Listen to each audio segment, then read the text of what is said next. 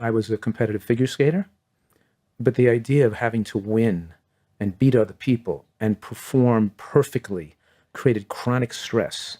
And I meant my first competition in Europe at the junior world, and I was like, couldn't sleep for like 3 weeks. They worried about I would make a mistake or something. Yeah. That was not the idea. It didn't foster the enjoyment of skating and the freedom of like flying through the air on the ice. And when I got older and I was out of that competitiveness, and just feeling, wow, this is skate. I just can go skating and have fun. Yeah. Just the feeling of spinning or jumping through the air. I don't really have to have any outcome to try to beat anybody or do anything perfectly. Right. I just like the feeling of going fast down skis or on skates or something. Right. Yeah. That's play. There's nothing wrong with trying to do your best. Yeah. But trying to be the best, Yes. that now start to cause suffering. Yeah. Right? It's like one of the best ways to make yourself miserable is to compare yourself to someone else. Yeah, and then you have to hope that they do badly, right? So you could do good, and you're not having goodwill for another person. You're hoping they're unhappy, so to make yourself. The whole thing is based on not the greatest emotional health. Right. We should all be like performing just to have people enjoy watching, and we enjoy performing. It doesn't matter whether our comparison to anybody else, and there's no stress. Right, and you don't have to be perfect. Right, you don't have to be perfect. You can push yourself. Yeah. But you're pushing yourself because you want to see what you can do, not because you want to beat somebody else. Yeah. Right. To me, that's the goal, is getting connected. And this is, I think, as a parent, one of my number one jobs is to try and get my children, to support them connecting to what they value and having their actions be congruent with their values. Right. So that's what I want them to connect to. So when they say, Dad, do I have to eat this food or not? I'll say, well, I'm not going to make you eat anything, but I'd love to talk about, if I have concerns about the food, would you be willing to listen to what I have? And then I know that you value health too, right? And I know you value caring about the animals. And so I'd love to hear what food choices are going to meet those needs of yours. Would you be willing to share with me after we talk about this? Right. And then we'll figure out what to eat. But don't worry about what to eat right now, eating or not eating this. I want to connect with you. And that's the key, is I'm focused on the connection more than the outcome.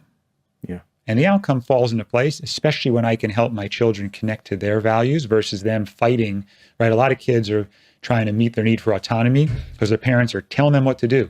So they're in this submission rebellion dynamic. Yes, of course. So then they don't even connect to their needs. They're busy trying to just fight what the parents are pushing on them. Yeah, and immediately creates conflict, pushback, and you're not even doing you're not behaving in your own best interest anymore. Right, you don't even know what your best interest is. Exactly right. You're busy trying to figure out what your parents are wanting, or to avoid punishment or ridicule or abandonment or worse. Yeah. Right. So if we can, and that's what so many patients will come to us and say, "Just tell me what to eat. Tell me what to do. I'll write it down." And I say, that's not. I mean, I can do that, but what's going to make you sustain this for the rest of your life, which is what I really care about, is for you to connect to your own internal values around and learning what to eat, what not to eat, because it resonates for you, not because, Dr. Joel Fuhrman told you to, or Matt Letterman told you to, right? That's where you want to get them. And my guess is your most successful patients don't need you to tell them what to eat. Correct. They know because it feels right to them. The most successful individuals who've lost 50 pounds, 100 pounds, 150 pounds, and they kept it off 5, 10 years, and they never would think about changing, going back to the old way of living, are people their identity has changed. Right. And they get personal pleasure in being a role model, what they've accomplished, and their ability to have a good effect on other people because of what they've learned and what they've accomplished in their own life. Right. And they're not doing it because they have to. They're doing it because they want to. Yeah. Right. And people look at me like I'm crazy sometimes. They're like, you enjoy eating, whole food plant. And I'm like, I love it. Yeah. I wouldn't do it if I didn't love it. And what I did, though, is I said, if I don't like something, I'm going to work really hard to figure out how to like food that falls into this category. Because I don't like everything that's whole food plant-based, but I figured out a way to make it work for me. And that's what I do with patients, is it's pretty simple what to eat, right? That's not rocket science. It's trying to figure out how to make that work for that person that's challenging, how to navigate the gauntlet of their lives, all the social interactions you were talking about, for example, right? But what to eat is pretty straightforward. Yeah. If all they needed was information on what to eat, you'd probably be out of a job if that was all it took, right? Right. Yeah, right. Right? It's like, how do you make it work for that person? And how do they navigate this and all the noise and all the questions and all the issues that come up? And, when you're unhappy with yourself, It doesn't, whether you're 200 pounds overweight, believe me, losing the weight alone is not going to change your world, right? Like you said, like you can, I've had so many patients that they'll come up to me and say, I thought I wasn't happy because of the weight, right? But the weight was actually a symptom of the unhappiness, right?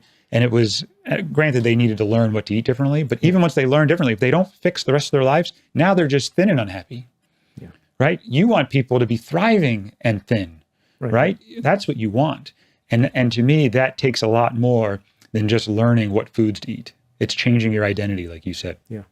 And we're changing people's identity. And like you said in your book too, it's that giving your life more joy. Taking care of your health should be giving your life more joy. Exactly. And it's not about, joy is not about being happy all the time either. Right. It's about when you're sad, you feel your sadness and then it passes through. When you're happy, you feel your happiness fully and then it passes through. Feelings come and go by the minute, right? But when I'm thinking about the future, I'm a glass is half full, or that's what I'm trying to cultivate, that skill, right? When I think about the past, think about, hey, what went well?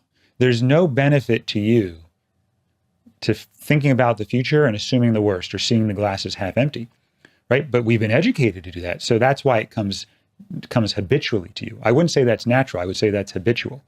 But we can change that. And I think people say, well, you can't always think that the glass is half full. You're living in denial.